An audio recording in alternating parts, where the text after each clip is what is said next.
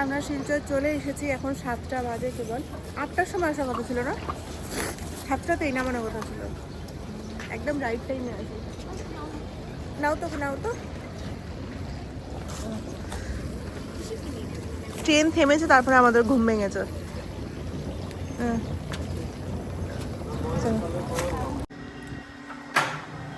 একজন অফিসে বেরিয়ে গেল, বাজে এখন 10টা বাজতে 5।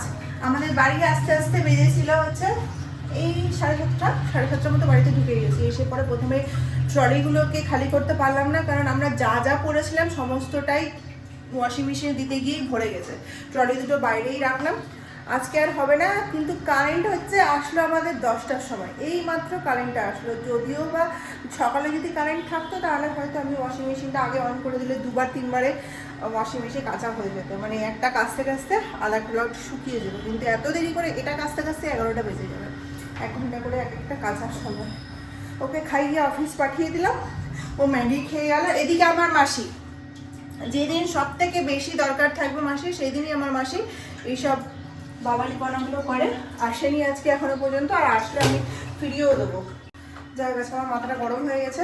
তো করেছে মিশুর জন্য একটু ভাত করেছে, ও তো ভাতটা খাওয়াবো, কারণ অনেক কাজ আছে আজকে শুধু সারাদিন আলু সিদ্ধ ভাতেই চলবে।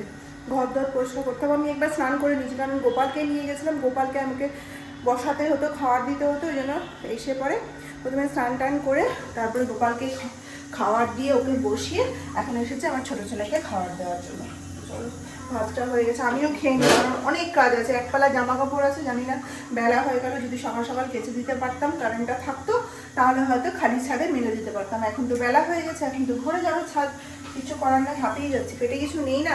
সেই কালকে 5:30টার সময় খাওয়া। এখন একটু ভাত খেয়ে এনার্জি নেবো, তারপরে যুদ্ধ শুরু করবো। 12টা 20 বাজে। ঘরের কিছুটা কাজ শেষ করে, কিছুটা না অনেকটাই শেষ করে ফেলেছি। রান্নাঘরের কাজ শেষ করে ফেলেছি।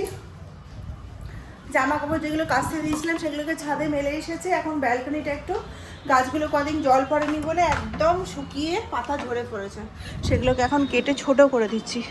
শীতের সময় তো একটু ছোট করে দিলে বেশ ভালো হয়। সমস্ত কাজ করে ছাদে যা যা মেলেছিলাম সমস্তটাই শুকিয়ে গেছে। আজকে একদম ঝোড়ো হাওয়া দিচ্ছে, তার সাথে তো রোদ আছে। এই করতে করতে মিশো থেকে কয়েকটা অর্ডার করেছিলাম, সেগুলোও চলে এসেছে সব। এগুলো খোলার এখন এনার্জি নেই, ভাত চাপিয়েছি। আজকে দিনের বেলাতেও সকালবেলাতেও খেয়েছিলাম আলু সেদ্ধ ডিম সেদ্ধ ভাত। এবেলা ডিম সেদ্ধ খাচ্ছি না, তরকারি রান্না করার মতো ক্ষমতা তো এখন নেই, কারণ সব কাজ করে উঠতে আবার স্নান করলাম। সকালে তো একবার করেইছি, করে গপুকে সুন্দর করে সাজিয়ে গুছিয়ে খেতে দিয়ে দিয়েছিলাম। তারপরে এতই যে কাজ করলাম বাসি কাজগুলো, সেগুলোর জন্য তো আমার স্নান করতে হবে। স্নান টান করে আবার ছাদে গিয়ে জামা কাপড়গুলো এনে এখন এই যে ভাত চাপিয়েছি প্রেশার কুকারে। আবার সেদ্ধ ভাত, বেগুন ভাজা করবো। এই যে কেটে রেখেছে বেগুন ভাজা, ফ্রিজের 2টো শুকনো বেগুন ছিল। পা দুটো ভীষণ ব্যথা করছে, ওষুধ খেতে হবে। একেই তো অত দূর জার্নি করে এসেছি, এতদিনের একটা 4-5 দিন 6 দিনের একটা শরীরের ওপর ধকল গেছে, বাইরের খাওয়া হয়েছে। তারপর কালকে রাতে ঠিকমতো ঘুম হয়নি, কেন জানি না। আমি ট্রেনে ঠিকমতো ঘুমোতে পারি না, টেনশন হয় খুব। বাচ্চাটা যেহেতু আমার কাছে ঘুমিয়েছিল, ওই জন্য আরও বেশি টেনশন। লোয়ার বাড়তে ছিলাম তো, খালি ভয় হয় যে যদি আমার ছেলেটাকে নিয়ে চলে যায়। ওই করতে করতে আমার ঘুম হয়নি কালকে রাতে। আমার শরীরটা খারাপ করছে, ভাত টাত খেয়ে ক্যাম্পল খাবো। প্রচণ্ড আর কাজ করে তো আরও বেশি শরীরটা খারাপ হয়ে গেল। হ্যাঁ, শরীরটা ভালো নেই এখন। ঘুরে এসে পরে সবারই শরীরটা ভালো নেই, আমারও নেই। আজকে সারাদিন কাজ বাজ করেছি। আজকে সকালবেলা তোমাদেরকে বললাম যে মিশো থেকে কিছু অর্ডার এসেছে। তো আমার মিশোর অর্ডারগুলো এত মানে দেরি করে আসছে। এই মিরারটা অর্ডার করেছি, এখনও ইনস্টল করা হয়নি। ওই যে উনি করবেন, ওই অপেক্ষায় রয়েছি। কিন্তু পেছনে কোনো হুক নেই, কিভাবে করব জানি না। এটা আছে এখানে, এখনো তোলা হয়নি, থাক এটা। আরও 2টো জিনিস অর্ডার করেছিলাম, সেটা দেখাই। পিলো কভার মানে কুশন কভার, এটা সব থেকে বেশি সুন্দর এসেছে। লাইটটা দিই। এই যে এতদিন কেন আমি, এটা তো আমার অনেক দিন ধরে উইশ লিস্টে ছিল, কিন্তু করছিলাম না, বাড়িতে কুশন ছিল না বলে। কিছু আগে কুশন কিনেছি বিশাল থেকে, কিন্তু এটা ছোট, এই কভারটার থেকে কুশনটা ছোট।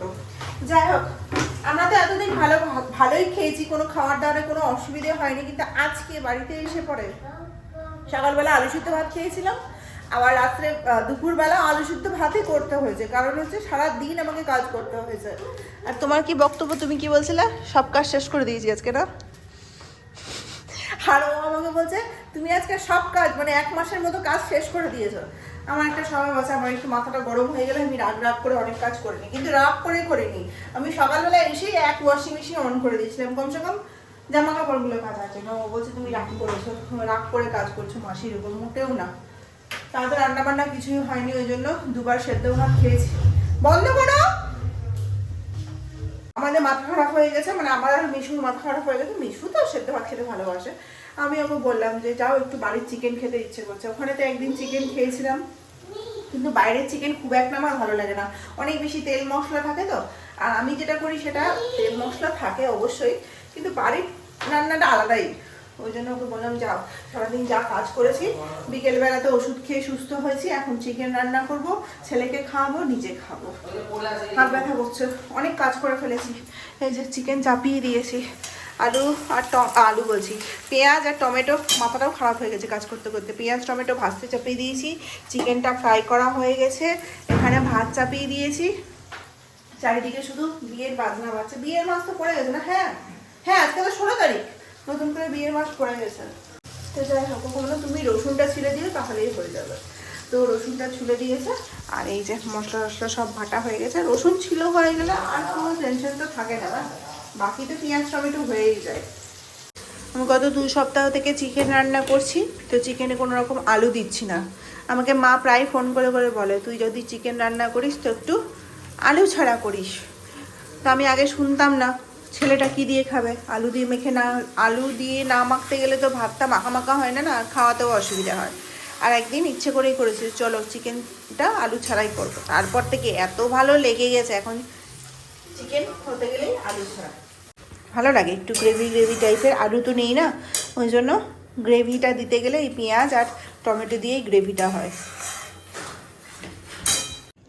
ফেসবুকে সেই আমার ফলোয়ার বাড়ছে, 10:30 বেজে গেছে।